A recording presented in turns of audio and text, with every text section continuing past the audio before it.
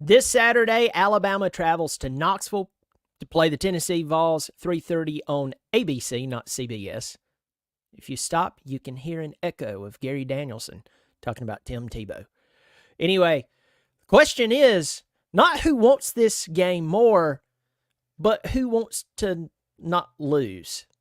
I'll dive into that and more. Welcome to the channel. I'm Brian. I'm glad you're here, especially if you're an Alabama or a Tennessee fan or someone who pulls unilaterally for the SEC.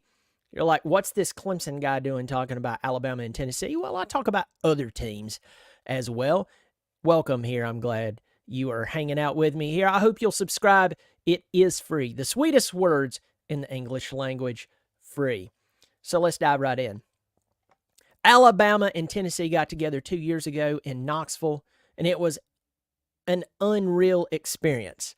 Tennessee won the game. They tore down the goalpost. People were smoking cigars. I mean, even babies were smoking cigars. I know someone who supposedly has a piece of the goalpost. I'm going to leave that there. But last year, things returned back to normal with Alabama winning. This year is going to be weird. Why? Well, there's that guy, that Saban fella. He's no longer with Alabama. And then you throw into the equation that this past week was weird for both of these teams. I think weird's the word. Tennessee played a Florida team who, well, I'm kind of shocked that they've done as well as they've done, considering they're not that good. I know it's a rivalry game and everything, but good grief, if your rivalry is the Red Hat ladies and Dorthula's down with a knee injury and Evelyn can't get her orthopedic sock pulled up really good, you should beat the Red Hat ladies pretty bad. Tennessee should have demolished Florida, but they didn't. The Gators, or the artists formerly known as the Gators, took them into overtime, and some Tennessee fans, I know, was like, Josh Heupel may not be the man we thought he was. Like, he got lucky in 2022. On the other hand, you have Alabama, a team who had just come off of an exciting win against Georgia in Tuscaloosa, that they blew, a 28-point lead, and at one time was losing. They went into Vanderbilt and lost, and you're like, oh, man, that's a one-off. Vanderbilt's a lot better than they normally are. What did they do this past weekend? The Chickens of Columbia went into Tuscaloosa and almost beat them. Both of these teams, from an outsider looking in, and trust me, as Clemson fans, we have our own problems. Well, I'm the one who will admit we have our own problems, but I get it. I get it. But getting back to Alabama and Tennessee, the point is that if you watch both of these teams, we all know that they're extremely talented. Alabama has an extremely talented roster, and so does Tennessee. Both teams are historically, especially Alabama, historically good. Unbelievable. I mean, Alabama just dominating out the wazoo. But when you watch these teams with all that garb I just named out, it looks like they want to lose the ball game.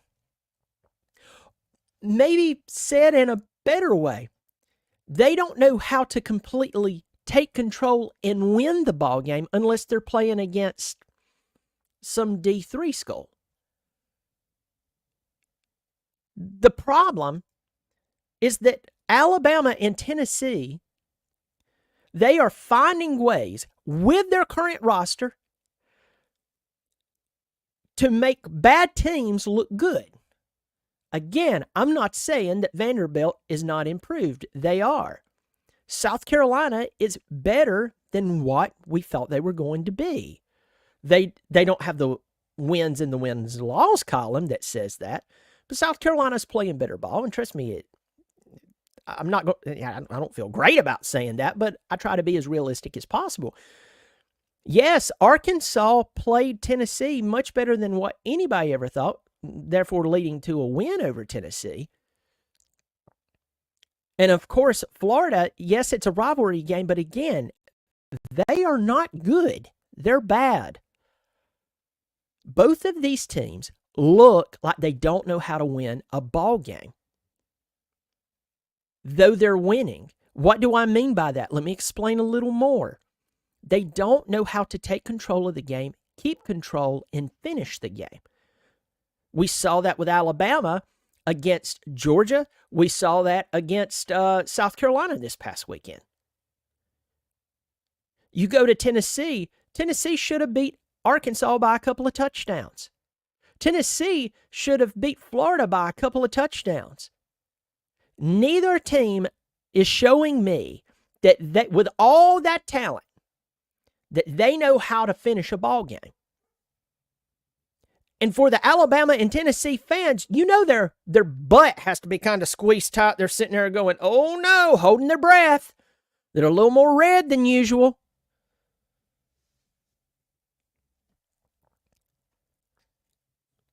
The quarterbacks in this situation, they haven't been overly, commanding.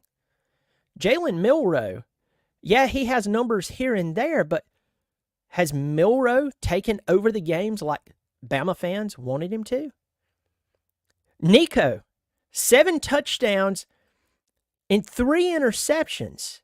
Has this guy that they've spent millions of dollars on, from my understanding, has he taken over the game and put it away? The answer is no.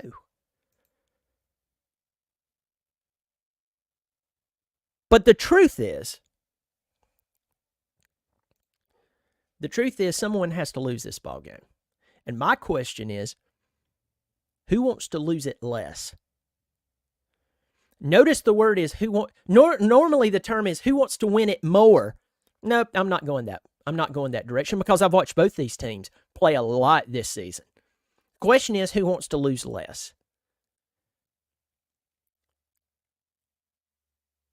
Rocky Top, I know you're going to hate me for this, and I'm probably better off flipping a coin and just not letting you know the results. Tennessee could definitely win this game, but I still think that Alabama will pull this game off. They're a 3-point favorite right now. Alabama going into Knoxville is a 3-point favorite. And I see Alabama pulling off probably a 3-point win. Now, I wouldn't be shocked. Okay, I take it back. Tennessee, it seems like they're lackluster on the offense, which is kind of shocking considering who's their head coach and the numbers they've put up recently and in the past. But it just seems like with all those weapons, Sampson, McCoy, Thornton, White, I know he got hurt the other night. You would think that they would be throwing up bigger numbers. But the old adage of, well, this is SEC football. Florida's bad, y'all. And you're better than Arkansas. You had no business losing to them. It just doesn't. It's just not going to logically suffice. So I see Alabama winning this game by probably a field goal or less.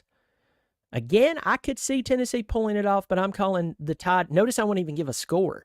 I don't know which team is going to show up for either one. I don't know which offense is going to show up in this game.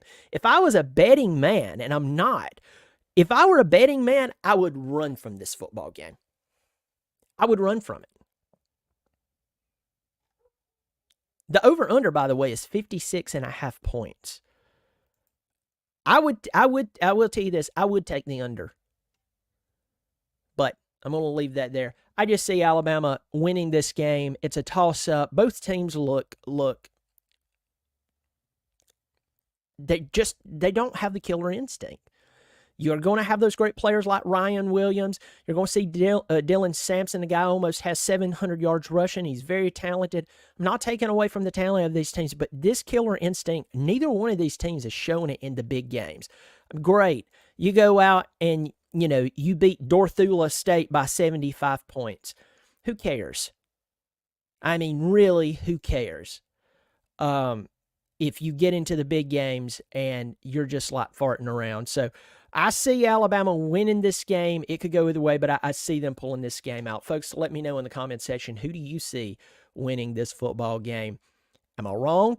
And if so, other than saying you're a tater, which is real original, would you tell me why? Would you tell me why? I do appreciate it. Hope you've subscribed. It is free. Y'all take care of yourself. And as always, go Tigers.